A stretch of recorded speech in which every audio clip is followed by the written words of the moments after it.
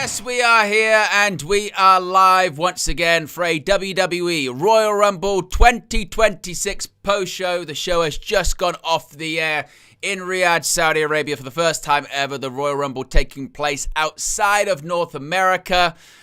And as a show, look, going into the show, there were four matches announced.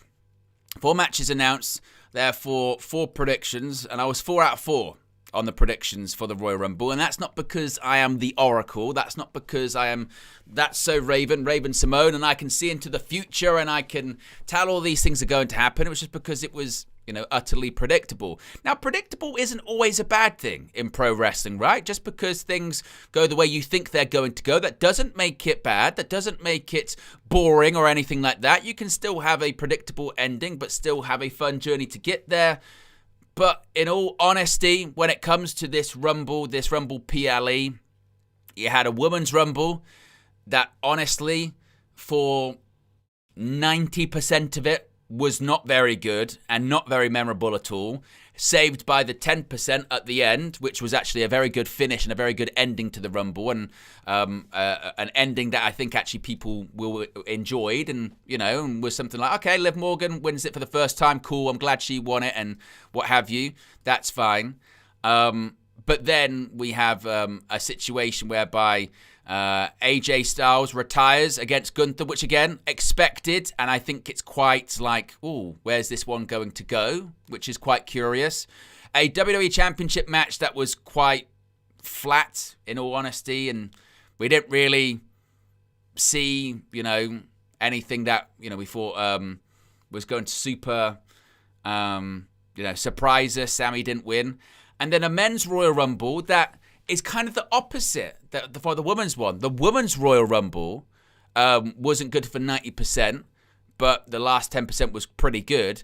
The men's Rumble, for 2/3 of it, I thought was really good. And then the last sort of third of it, really once sort of Obafemi got eliminated and how they did all of that and how they eliminated Lesnar and all that kind of stuff just was really rushed. And then we get a winner in Roman Reigns whereby, that means, all right, Roman Reigns probably going to face CM Punk at WrestleMania, which is a WrestleMania main event, but I feel you could have got there without having to have Roman Reigns win the Royal Rumble. If you're going to do Drew McIntyre versus Jacob Fatu versus Cody, give the Rumble win to Jacob Fatu. Make a star in the process. You've got Roman Reigns coming out and saying on the Pat McAfee show that the problem with WWE over the last 2 years is that the creative hasn't been very good, and the creative has, been struggling, and this, that, and the other, and the way to the way to fix it, maybe it should be me back on top, and the creative has not been good, and this, that, and the other is okay, right? We just saw a Rumble which I predicted 4 out of the 4 results, and Roman Reigns wins again, and it's like, okay, cool, great. I don't know. Ray Carl Brown with the first super chat. Big up to you. I don't know why that didn't play on TTS. It should. Maybe there was just early. I'm not sure. But with super chats, this should usually happen if I do my test here. Yeah. There you go.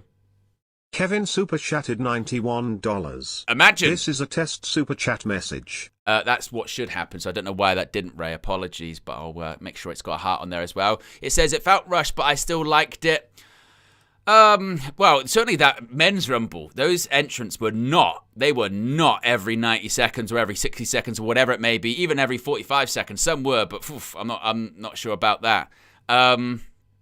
Yeah, there's a lot to get into. There's so much to get into. Where do we start? Well, usually we sort of, on the post shows, we'll start where things entered. So let's go to the men's Royal Rumble. Roman Reigns has won his second of his career. He's going on to WrestleMania 42. He's getting a championship match in a main event. They stressed a main event at WrestleMania. This was very obvious. Why was it very obvious? Because you have to tip your hat to some of the journalists, because this was widely reported, wasn't it? Let's be honest. This was widely reported that at the end of going into Survivor Series, we were told what you see at the end of the main event of Survivor Series in the men's War Games match, that is going to tell you what is going to happen for the main events of WrestleMania. So it looked like coming out of that men's War Games match, it was going to be Cody Rhodes and Roman Reigns. We're not going to team together anymore, no problem. And it looked like we're going to get Cody versus Roman 3 at WrestleMania. That's what we're going to get. Then in Berlin at the beginning of the European tour on the road to the Royal Rumble, Drew McIntyre defeats Cody Rhodes for the WWE Championship. Reportedly, that was a decision that was made a couple of days prior to that title change, and Cody pushed for it, and Drew pushed for it, and eventually it went through. That's what they did. And then that changed WrestleMania plans. Reports came out in and around that time of Cody versus Roman not happening at WrestleMania anymore. Reason why? Ironically enough, and this probably sums up Triple H's creative, is that he felt there was audience fatigue in Roman Reigns versus Cody Rhodes. Right? That was the reason. Audience fatigue. So the way to overcome audience fatigue is have Cody Rhodes be in the Rumble and say, I'm going to win it for the third time. But instead, we'll have Roman Reigns win it for a second time. Bear in mind, Roman Reigns has come down to the final two a bunch of times in the Rumble. Like, I think when did he go? 2017, he was in the final two. Randy Orton eliminated him. 2018, he was in the final two. Shinsuke Nakamura eliminated him. 2020, he was in the final two. Drew McIntyre eliminated him. He's come runners-up a bunch of times as well. Like, a bunch of times. So... audience fatigue, Triple H says, so I'm not going to do Cody versus Roman again, but I will have Roman win the Rumble again. I will do Drew McIntyre and Cody Rhodes in the same match again at WrestleMania, even though we've seen that a bunch of time as recently as the last few months, but there won't be audience fatigue there because I'll put Jacob Fatu in it probably. And my feeling is if you're going to put Jacob Fatu into a WWE Championship match at WrestleMania, have him win the Rumble. Make a star while you're at it. Right? Give it to someone for the first time. Have Fatu win it. He says, I'm going to face Drew McIntyre, and Cody worms his way in, and it becomes a triple threat match. Roman Reigns can face CM Punk anyway. Roman Reigns doesn't need to win the Rumble to face CM Punk at WrestleMania. He doesn't need to. Right? He can have it done another way. He could just call his shot. For me, I always think about the Rumble, where yes, you can have people that won it before, depending on the story and the time, but there were people in that match that could have benefited more from it. Obafemi, he came in at number one. I think Bron Breakker was meant to come in at number one, but because of the production botch on SmackDown, they flipped it around, whatever. So Obafemi comes in at one. Bron Breakker, as he's making his entrance, a hooded person, masked person, similar to the person that we saw at Survivor Series that was later revealed to be Austin Theory, comes out, stomps him. He gets into the ring, clotheslined out by Obafemi, and obviously the suggestion is that was Seth Rollins. I don't think the person under the mask was Seth Rollins. I legitimately do think that Seth Rollins was not in Saudi. I think they just had someone under the mask. I think it will be revealed to be Rollins, but I don't think that was Seth Rollins. So that to me says Bron Breakker, Seth Rollins, WrestleMania. In fact, let's have a bit of fun here. Let me know in the chat. Predict some of the big matches at WrestleMania. Based off this Royal Rumble, I would say we have Roman Reigns, CM Punk, world title. I would say we have Drew McIntyre, Cody Rhodes, and possibly Jacob Fatu for WWE Championship. I would say we have Obafemi versus Brock Lesnar. I would say we have Liv Morgan versus Stephanie McCur or Raquel Rodriguez, because Raquel could win it Monday Night on Raw in that Philadelphia street fight. And then on the Women's Championship side of things, I don't know. I still say maybe we could have Bianca Belair versus Jade Cargill. Belair didn't return tonight. But I think those are your marquee matches for WrestleMania, which some I'm looking forward to, some I really don't care about at all. Gunther, I think that's... Who could that be? That still could be Chris Jericho. If Jericho's with WWE or AEW. Jericho did not return tonight. As of right now, he's still listed on the AEW website. Maybe there's a situation whereby his contract with AEW clearly isn't up yet. Maybe there's a feeling that it is going to be up, though, before WrestleMania. And maybe it's Gunther versus Jericho at Mania, and then Gunther versus Lesnar at SummerSlam. And Gunther's going on this career killer tour. He's done Goldberg, he's done Cena, he's done Styles, and maybe he does Jericho at Mania, maybe he does Lesnar at SummerSlam. Maybe that's where they're going. But once again, look at those names I'm talking about there. Not so much Goldberg, but John Cena, retired. AJ Styles, retired. Brock, probably going to retire this year. And your main event scene in WWE is older. You know, there's a lot of... CM Punk's the world champion. He's like 47. WWE, you know, they've had big business for the last few years. but they need to create stars. It's just, to me, ironic that Roman Reigns is going on television going, we need to create stars. The creative hasn't been good enough. And really what he's sort of saying is, I want the creative of me being the champion again. Because this is also worth pointing out. Originally, it's not really known if Roman Reigns was going to drop the championship at WrestleMania 40. Because remember, Roman beat Cody at WrestleMania 39, and I think the plan was that it was going to be Roman versus The Rock at WrestleMania for the undisputed WWE title, and there were rumors of both ways that could have gone. It could have been, according to some rumors at the time, that The Rock was going to win the title, and it's like, I've won the title back to the people, and I give it back to the people, and then just vacate it on Raw or something like that, which would have been the shit. So it would have been a terrible idea. So that would have maybe been Roman winning at that WrestleMania, and maybe he'd have dropped the championship to Cody at SummerSlam. Maybe Cody would have faced Seth Rollins at that WrestleMania 40. So maybe that's why Roman's pissed. He's thinking, in an alternate reality, there might have been plans for me to still be the champion, and fuck it, I'm going to get that title back. You know, maybe I'm not going to get the WWE Championship, I'll get the world title. I'll beat CM Punk at WrestleMania, and then WrestleMania 43, The Rock and me will get this massive payday from Saudi, and we'll main event that WrestleMania, and we'll get things back on track, like they were meant to be, you know, before the whole Cody stuff happened. And maybe that's his big plan. I don't know. Anymore, I kind of scoff and roll my eyes a little bit at this idea. You know, when WWE Unreal is coming out on Netflix and they try and play up that they plan these things out months and months and months in advance, and when WrestleMania ends, we think about SummerSlam, but we also think about next year's WrestleMania. This WrestleMania card has already changed a couple of times in the last couple of months. You know, we're being told in Survivor Series, Cody Roman. Then a couple months later, nope. It's not Cody Roman. It's going to be Cody Drew, maybe Jacob Fatu, and maybe Roman versus Punk.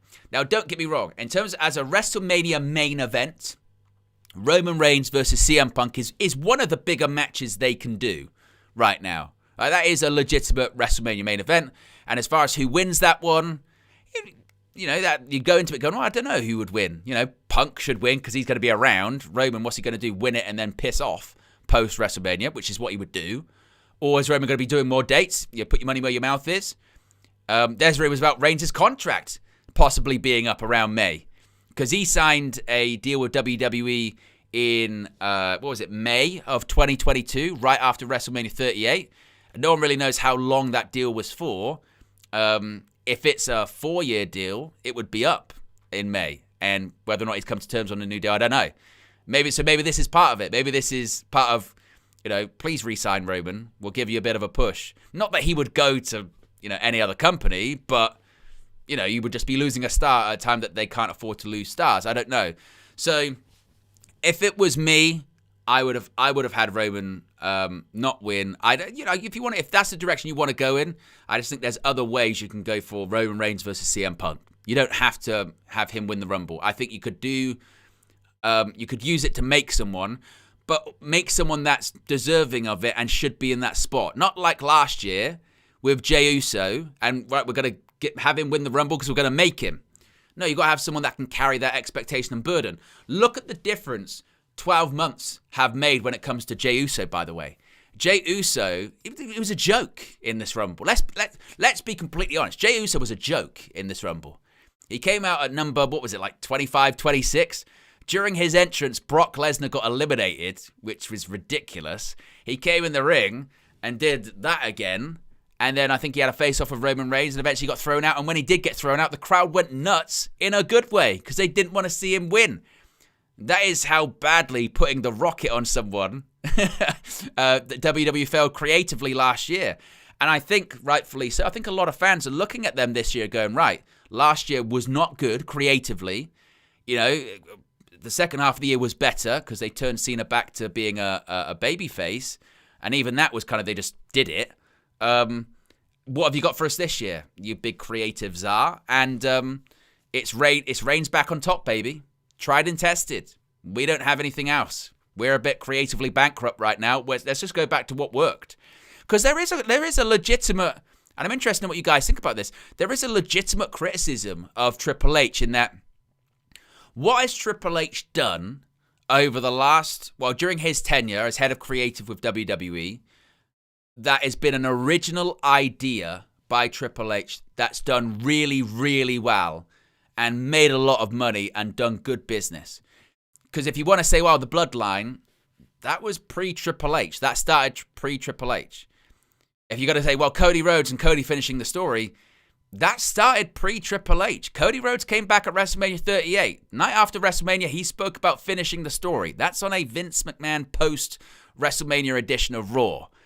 Triple H is, guided the plane and landed it successfully when it comes to, the Bloodline and Cody and finishing the story. He did that and guided it towards WrestleMania. And even that, he kind of fucked up because he was going to do The Rock versus Roman. Then they pivoted and they were right to pivot. But, what's he done? He's done a good job in the sense of he managed to get what was there and carry it on and maybe elevate it at the time, But in terms of an original concept, an original storyline, an original gimmick, an original idea, what is it? What? And I mean main event angle money. I'm talking again, Bloodline. Finish the story, Cody Rhodes. What have you got? And you could say the Cena retirement tour kind of, falls in his lap. Cena's retiring anyway. And even that, I'm going to be honest, that retirement tour, it could have and should have been so much better. The second half was better because he was a babyface, but, the first half of it was when the heel turn on the night and Elimination Chamber's great, but the follow-ups, the shits, and The Rock disappears and Travis Scott disappears. What I think WWE has suffered from in the 2 years post-WrestleMania 40 is Marvel Avengers Endgame syndrome, which is, you build a story for years and years and years. And the Cody story was from 2022 to 2024. And really, it was from when he left WWE in 2016. So you've got what's that? You've got all this 8 years worth of story, and they build it. It's been built up over time. Go really close at WrestleMania 39, but you don't get it. Finally, WrestleMania 40, and there's the sort of social media backlash of The Rock maybe getting involved, and then finally, boom, they do it, finish the story. Great moment. That last 5 minutes of the Cody match is one of the greatest, 5 minutes in WrestleMania history, isn't it? When The Rock and Cena and The Undertaker and the Shield music and all that great stuff. But how do you follow that up? And I don't think they have an answer to that. And when you've gone through, and this is where Reigns is right with what he's saying, when you've gone through 2 years of trying to figure out what is next and what can we do to keep making money and keep building, and you can't figure it out, then you go back to what was working before, isn't it? You go back to what was working before, which was Roman Reigns. Go back to Roman. That's all we've got. We don't have it. We've got to go back to Roman and see if we can do something with it and build to next year's WrestleMania. I said at the beginning of the watch along, and I think it is now after seeing this Rumble, I really think it's the case. I think this year's WrestleMania is really unique in the sense of I think it's a stopgap WrestleMania.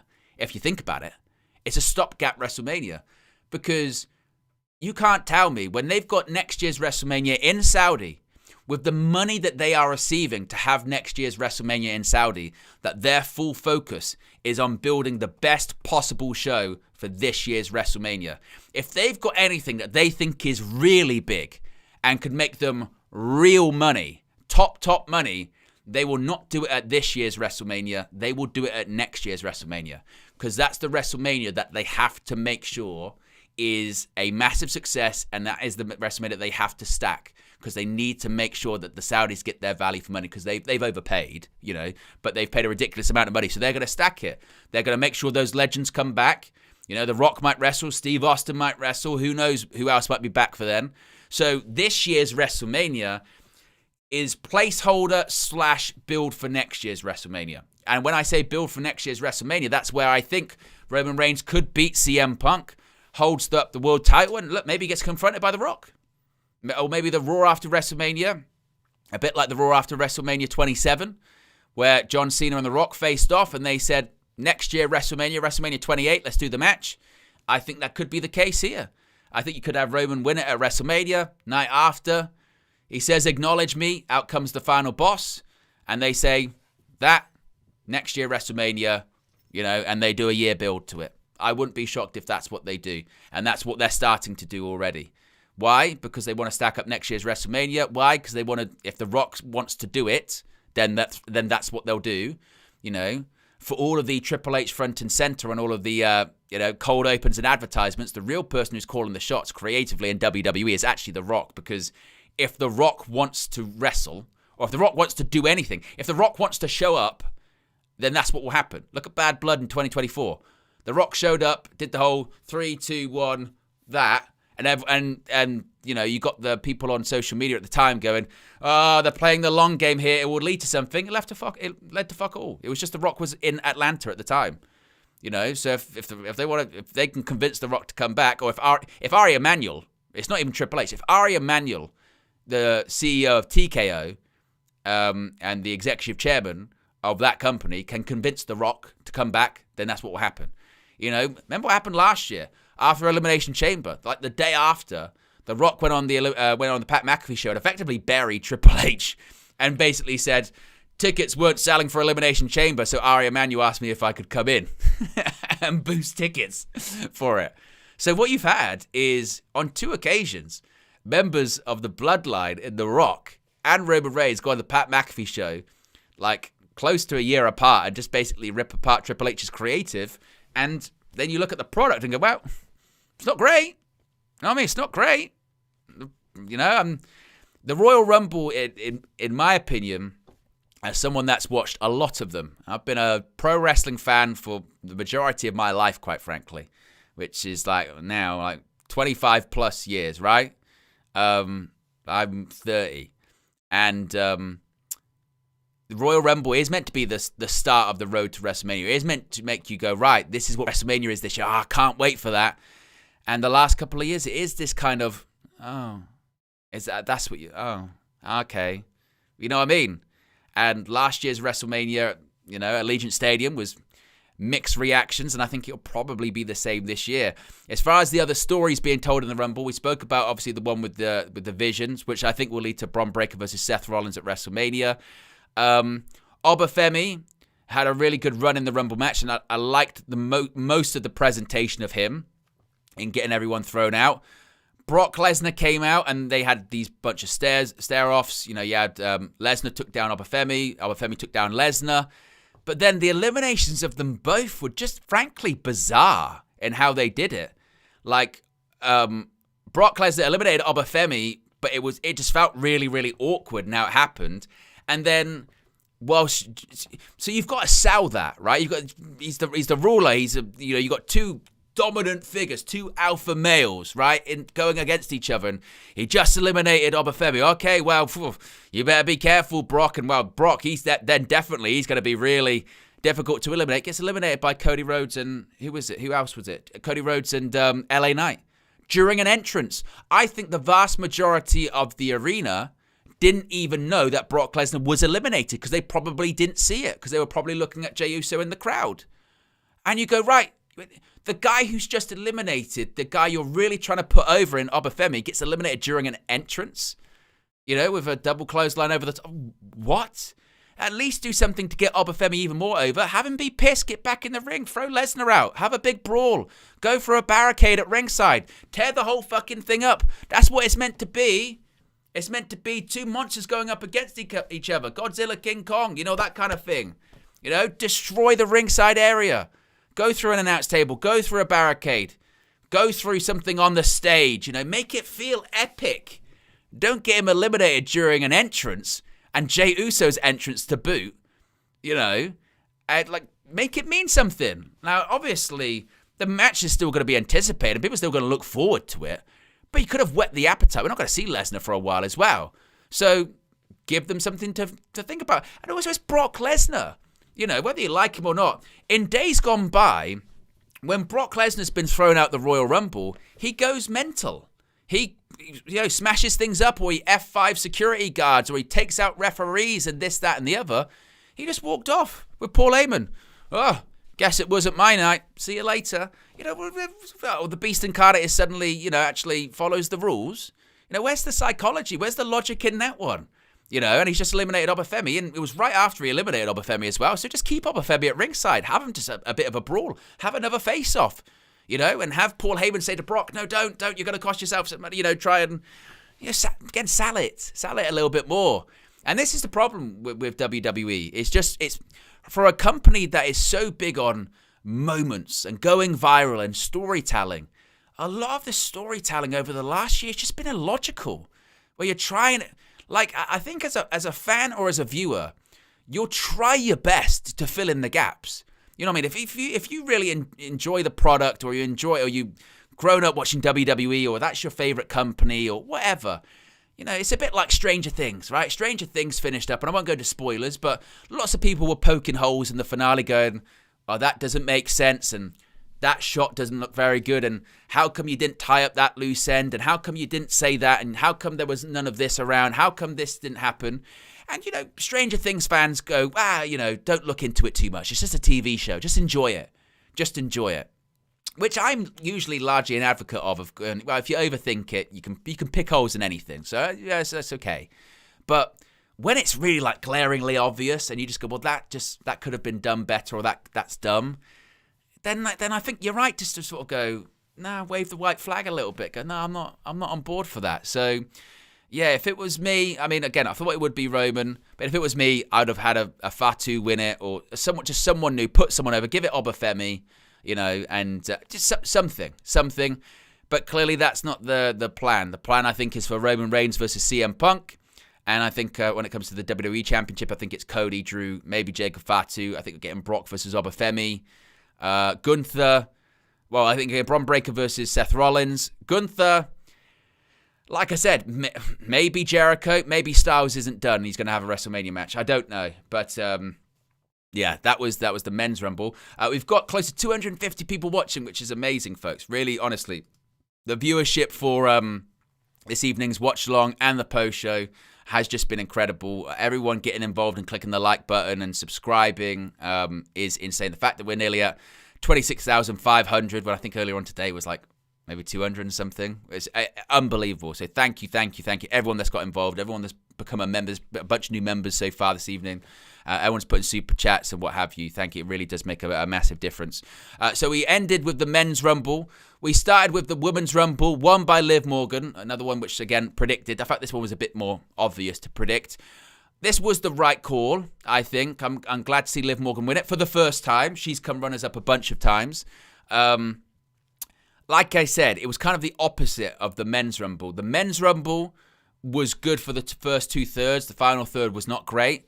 The women's Rumble, for legitimately about 90% of it, was completely forgettable. I mean, completely forgettable. It's a bit ironic when one of the biggest pops of the night was for each Bella twin. Nikki Bella, when she came out, she got a big pop, and that was maybe only superseded by her sister, Brie Mode. I've never seen thousands of people that happy to listen to Brie Mode in my life. Because I remember a time which Brie Mode used to come on, people used to pull their headphones off and snap them in half. It's one of the worst pro wrestling theme songs of all time. It's almost, actually played now, I think, in a sense of irony.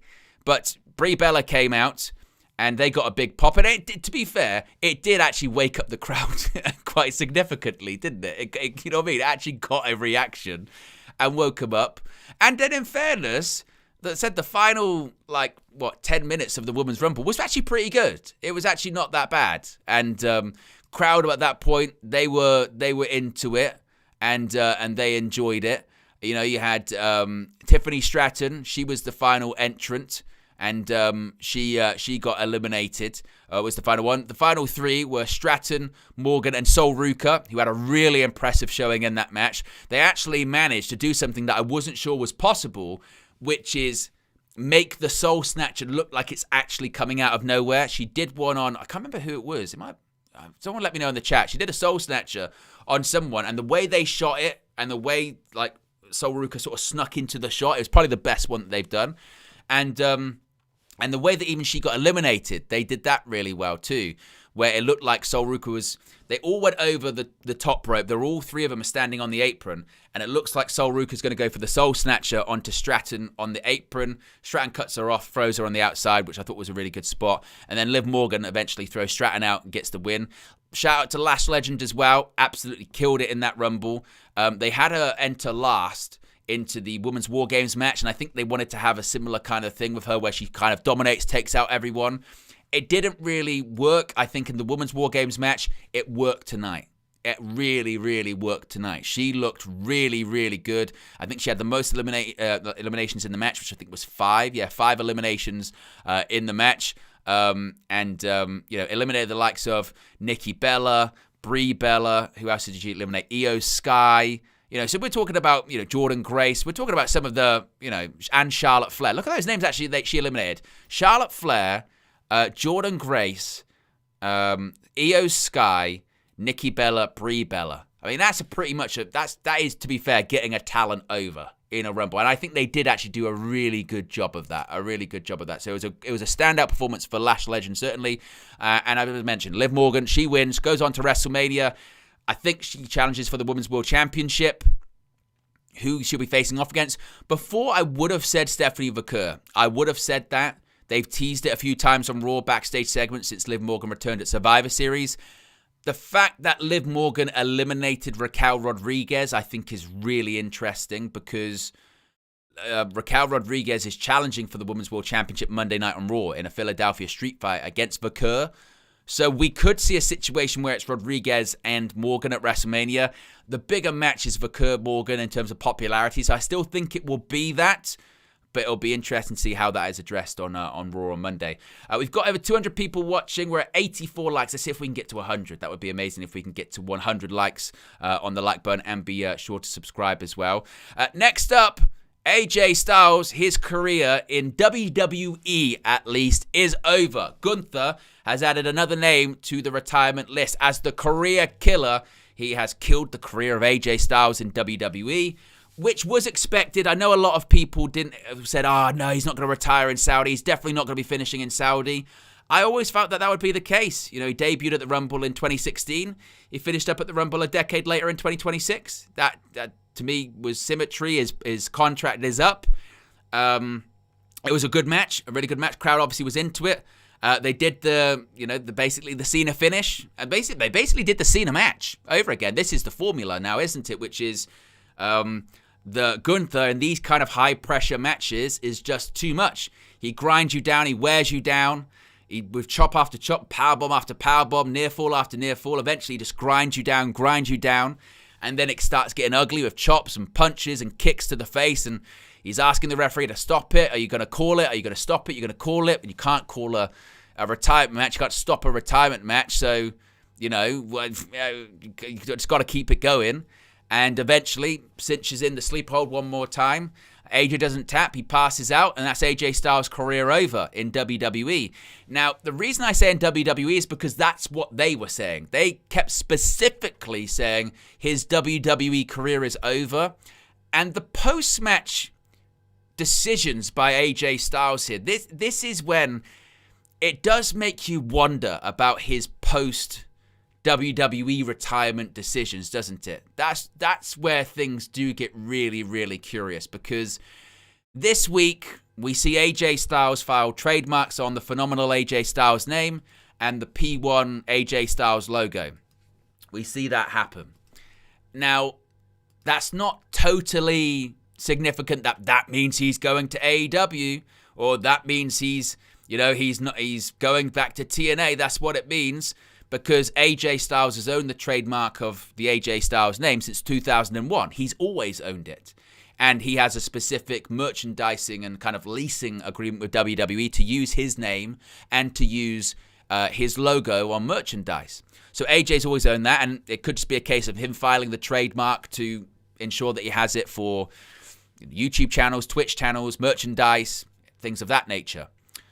But as you see here, he took his gloves off, was about to put them in the ring, as in, leave my boots in the ring, I'm done. Same way John Cena did the same thing, right? With the bands and sneakers and what have you. You're done. But then, as the crowd are booing that, he decides not to do it. He goes, no, I'm not going to do that. Instead, I'm going to celebrate. And instead, what he does is he, poses to the crowd, does the phenomenal thing with the phenomenal gloves on, and that's it. And there are a lot of jigsaw pieces here and a lot of indicators, but I suppose we have to be wary of what they actually piece together to say. At face value, you would go, right, they keep saying he's retiring from WWE. He didn't take his gloves off in the ring. It wasn't like I'm done from pro wrestling. It felt more like I'm done with WWE. He's filing the trademarks, and he said that 2026 was going to be his final year as an active professional wrestler. But there's also a lot of time left in 2026, right? We're just going into February tomorrow. There's still 10 months remaining. So all of those pieces could fit together to say he's going to have a couple of matches outside of WWE, whether that's in TNA, finish his career in TNA, whether that's maybe he does go to AEW and have a couple of matches there. Maybe he wants to face Kenny Omega at Wembley Stadium. Maybe he wants to face Will Ospreay, later on this year. Maybe that's something he is interested in doing. Or maybe he is just completely done, and he did say that he doesn't want to retire when he's a shell of himself, which he's not. Maybe it's a storyline and he's going to go to TNA, work a couple of matches, come back, and maybe he's going to face Gunther at WrestleMania. As I said, when going through the WrestleMania card of what we think it's going to be, lots of people pair together, but Gunther doesn't at the moment. He feels like the odd one out still. You go, it looks like I said earlier, Roman versus Punk, Drew, Cody, Jacob Fatu, Liv Morgan, Stephanie Vaquer, Brock versus Obafemi. What else am I missing there? Seth Rollins versus Bron Breakker. And then Gunther, the guy who's retired Cena and Styles in the space of a month, and he was runner-up in this Royal Rumble. He's got to do something big. Look at the way he's booked. So who's left? Who's left that's big that he can face off against? Who is that person? Is it AJ Styles? Is it Chris Jericho? Who was pitched a retirement storyline by WWE, allegedly. But Chris Jericho's still on the AEW website, and that would suggest to be Chris Jericho still under contract to AEW. Is it a case of Jericho's contract comes up, in a couple of weeks' time, and maybe that's the case? In a couple of weeks' time, Jericho's contract's up, and then it's going to be Jericho Gunther at WrestleMania and another retirement match. I don't know. So whilst this match was about sort of closing a chapter, it might be closed for WWE, but my general feeling coming out of this match is that AJ Styles' career in wrestling isn't over. If I had to guess, let me know what you think in the chat about that. Coming out of this match tonight, do you think, this is the question, has AJ Styles wrestled his last professional wrestling match? Don't think WWE, don't think AEW, don't think, TNA or New Japan or anything like that. Just has AJ Styles wrestled his final match of his career tonight? Because if you asked me, and big up to Jow's latest subscriber, as you can see some new subscribers pop up, I would lean towards no. I don't think he has. He may have wrestled his last WWE match, but I don't know if he's wrestled his final pro wrestling match. I just didn't feel it that way. And which is quite wild, because going into this, a week ago, if you'd have asked me that, I'd go, I think he retires at the Rumble, and he's a W, because as much as you would always associate AJ Styles as a TNA guy, I think he was actually in WWE longer. Or maybe not. Maybe when did he debuted in TNA 2002, finished up in 2014, so maybe he was there for 10 years, 12 years. Maybe he was in TNA just a little bit longer, I think. But and big up to Bulldog, latest subscriber as well. I think he has at least one more match, maybe two more matches. I don't know if that's in WWE, but the general feeling I got coming out of that match is, I'm, like King of the Indies says there in the chat, I'm done here, but I'm not done completely yet. That's what it felt like to me. But maybe we'll find out more in terms of the reports. Truly Sonic says, wouldn't it have not been smarter for this to happen at WrestleMania? unless AJ Styles said to him that that's my contract's up and I want to do some other things outside of this, which is then, well, I'm going to retire from WWE at the Rumble. My contract's up, and I want to, I want to do something. I want to spend the rest of the year maybe doing some other stuff. I don't know. But then it's also weird because when he was in Australia last year, he was like, well, this is kind of probably the last time I'm in Australia, so he's not going to work a match in Australia for any other company. It would probably rule out him going back to Japan as well. Because when WWE went to Japan towards the close of last year, I don't remember, I think it was during the Australia tour actually, it was around that period of time, he had a big send-off in Japan with Shinsuke Nakamura. Nakamura said it in his in that Instagram story, didn't he? That he wrote a speech and he gave it to Nakamura and said, can you say this in Japanese to everyone, and can you make sure it makes sense in Japanese as well and has the right sayings and stuff like that? And that's what Nakamura did. So I don't think he's going back to Japan as well. So that's TNA or AEW, isn't it? And we'll find out shortly. We're 2 likes away from 100 likes, folks. If you haven't already, click that like button and also be sure to subscribe. Next up was the WWE Championship match. Even though there was a slither of possibility that maybe Sami could win it, I don't think anyone really thought he was going to win the WWE Championship tonight. I do think, in fairness, WWE did a good job in terms of building up the possibility, with the talk of they face each other 11 times, Drew McIntyre and Sami Zayn. McIntyre's won all 11 times, but Sami's never lost in Saudi, so somebody's always got to go. And it was Sami Zayn's. And it was a difficult spot for them because, you're following an emotionally charged match of AJ Styles' retirement, and even Sami Zayn being over with the crowd in Saudi. They still kind of wanted to see McIntyre win, I think, and they kind of knew McIntyre was going to win. They had a couple of hope spots like Claymores and got his boot on the rope. Sami did have a couple of spots which maybe you thought, is this going to be it? But he couldn't pick up the victory. In the end, McIntyre hits a couple of Claymores, gets the 1, 2, 3, and retains his title. I feel like it was just one to... I don't know, you know what I mean? I was about to say it. I feel like it was a thing just to please the crowd, but I don't know if they were pleased by Sami necessarily losing. I think maybe just a case of getting Sami on a Saudi show, build the stakes, WWE Championship match. Drew can get a win as well, because we need Drew to pick up wins to be a credible champion going into Mania as well.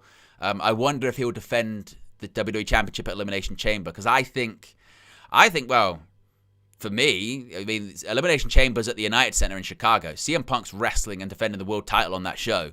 So whether that's inside the chamber, which would make sense for me, I would think maybe you have... because usually you have a women's and men's chamber match, don't you? Unless they just have one chamber match and that determines who's going to face Drew McIntyre at WrestleMania. Maybe that's where Cody Rhodes wins, or maybe that's where Jacob Fatu wins. I don't know. Big up to Joanne, the latest subscriber. But this match was just kind of there, I feel like, to kind of cleanse the palate a little bit. Have the fans, I say come down, but they were going to come down with this result before we got to the Royal Rumble match in the main event. Cardia says Gunther goes with Orton. That's possible. That is possible. They've done it before, I suppose, haven't they? But you're right. Who does Randy Orton face at WrestleMania? That is someone worth pointing out, actually. Who does? But then Randy Orton's WrestleMania matches. I did this on stream a couple of days ago. Randy Orton's WrestleMania portfolio is a bizarre one because he's had really big matches in WrestleMania main events. He's also had matches that are completely and utterly forgettable. Remember WrestleMania 28, 2012, Randy Orton is arguably like the second biggest babyface in the company. He's SmackDown's top babyface at the time. You've got Raw, which is John Cena's top babyface. SmackDown, Randy Orton's top babyface. They had him face Kane in like the second match on the show. And then the year later, he was in the opening match, a 6-man tag with Sheamus and the Big Show against the Shield. And then the Big Show laid them both out after the match. I think Orton took the pin as well. And then WrestleMania 30 is in the main event as holding both championships. So Randy Orton, like last year, where Randy Orton, he was meant to be facing Kevin Owens. It didn't happen. Ended up going to an open challenge. He ended up having a 4-minute match with Joe Hendry, didn't he? So Randy Orton's potential to be doing something at WrestleMania could be really, really important, or like nothing. You know what I mean? Or really nothing of significance, because we've seen him do nothing of significance at WrestleMania before. We've also seen him do big matches at WrestleMania before. So that was a bit of a difficult one to kind of call, in all honesty. But maybe you're right. Maybe it will be Gunther versus Randy Orton at WrestleMania. The thing is, the logic would say to me, if you're doing this real career killer angle, then you've kind of, I think then Gunther's got to retire someone at WrestleMania. Not to say that he has to do that for every PLE, because I don't think he has to do that for every PLE. But surely, if it's the biggest PLE of the year, surely someone's career's going to be put on the line, right? Surely that's going to be the plan. But currently on the roster, who would that be? Unless it is Jericho, because Orton's not retiring. He said so. He's going to do it for another decade. So maybe if it is Jericho by that point, I still, by the way, will not rule out the possibility that Chris Jericho could be on AEW Collision tonight. I really think that the longer that time goes on and Jericho doesn't show up on WWE television, and the longer that time goes on and Chris Jericho is still on that All Elite Wrestling roster page on their website, maybe he came to terms with AEW, and maybe Tony Khan just threw a shit ton of money at him and went, look, I can't afford to lose my first ever world champion. Maybe Jericho gets what he wants. Maybe that's going to happen. I don't know. Maybe Jericho decides, actually, I want to retire in AEW. That's what I'm going to do. Which might be the case. That might be the case.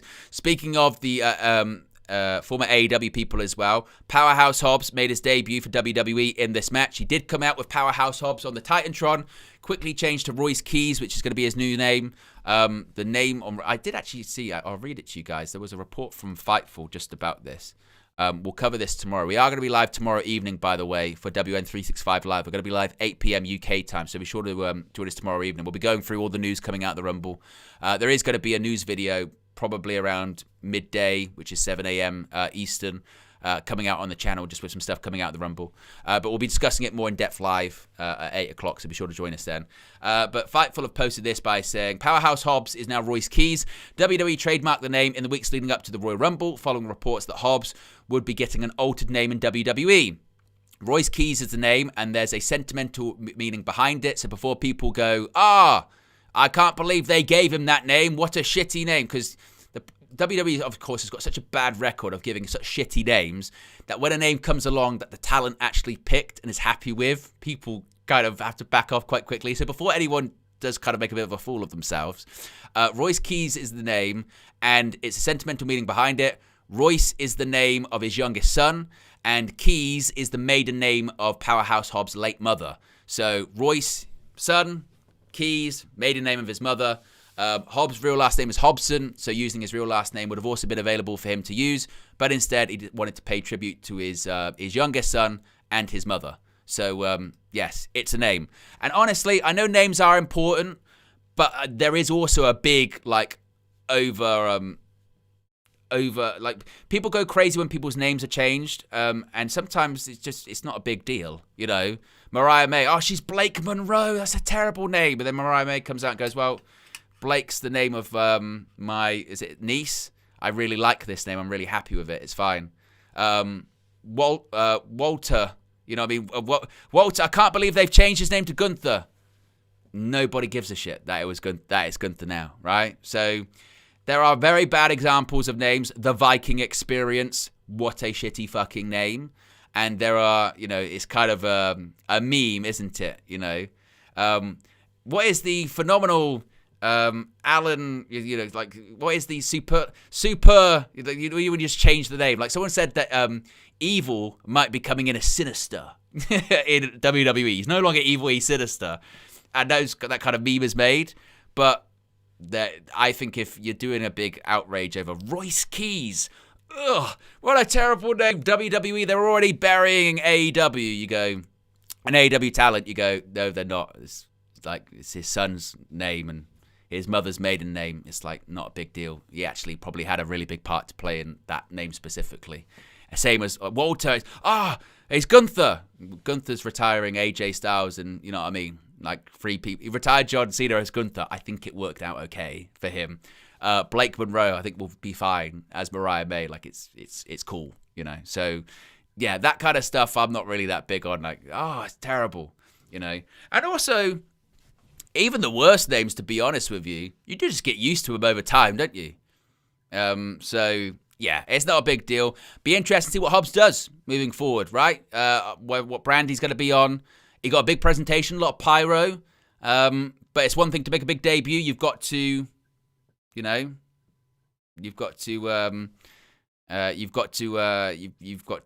follow up on it. You've got to build on it, and we're going to see if Hobbs and WWE can do that. Because you look at some of the names, fucking that side from AEW over the last year. Rusev, in and out, gone very quickly. Ray Phoenix, in and out, gone. And I saw a report. I think it was CJ Perry, the wife of Rusev, saying that there was expectations when Rusev came in that he was going to be featured big and in the main event scene, and maybe the crowd didn't react the way they wanted, and he's not really been used all that much, and he's kept off television. So I think what we are seeing now, which is quite interesting, with the AEW to WWE and WWE to AEW, is they come in waves and they come in patterns.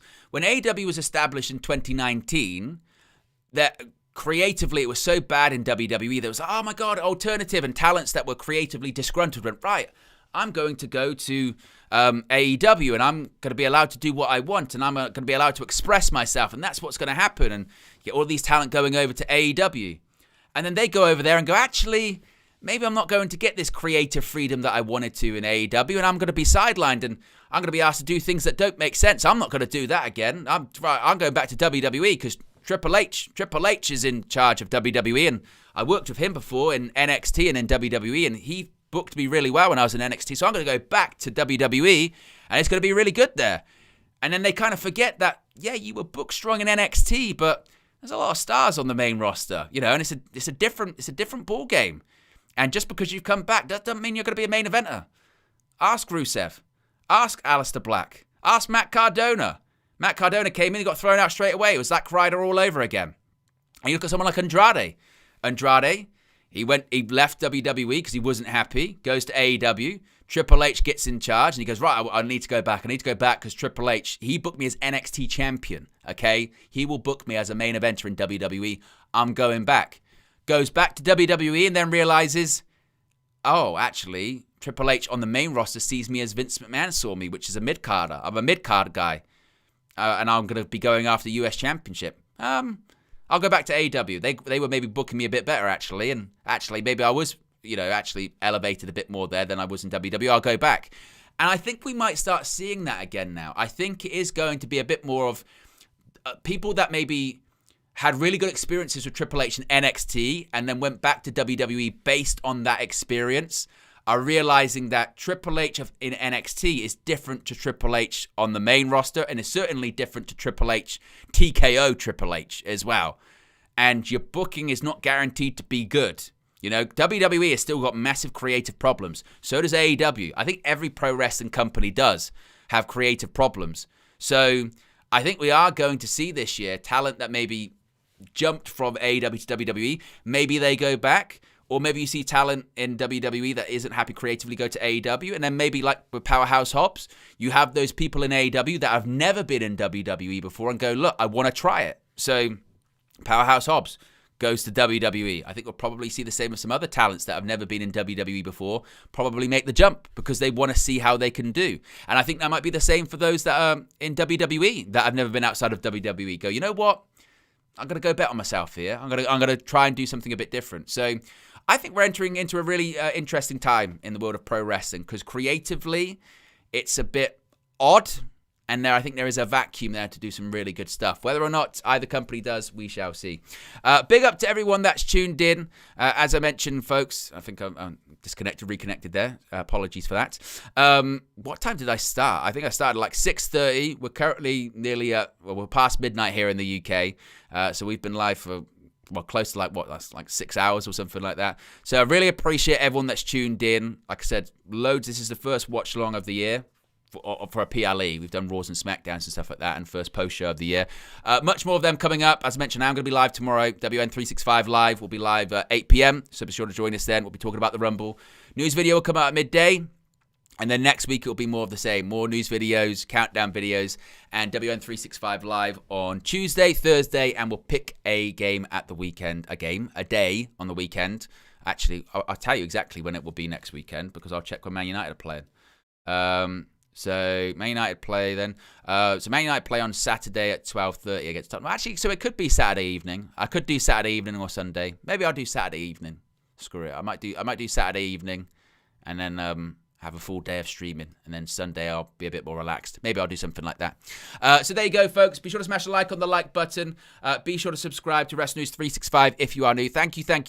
I'm pretty sure we've set records here on the channel this evening for likes and viewers. I'm 99% certain that watch along was the most viewed watch along I've ever done here on the channel. In fact, I'm near enough guarantee it. Let me just double check. In terms of watch-alongs, yeah, that is the most watch along I've ever had here on the channel. So thank you. I really appreciate everyone that's tuned in, everyone that's given the channel a chance tonight, and hopefully you guys have enjoyed the content. Hopefully you'll come back for more. Really appreciate everyone that's put in super chats or become members or what have you. We're going to be doing a lot more member shout-outs on the watch-along. There was the ticker. I'm going to add it to this somewhere and what have you. Yeah. Fantastic. Really appreciate it. Maybe the Rumble itself didn't live up to the hype, but I hope the stream did. So thank you. And we'll be back at 8 p.m. tomorrow, but also at midday for a news video. I'm out of here. Have a good evening, folks. Peace.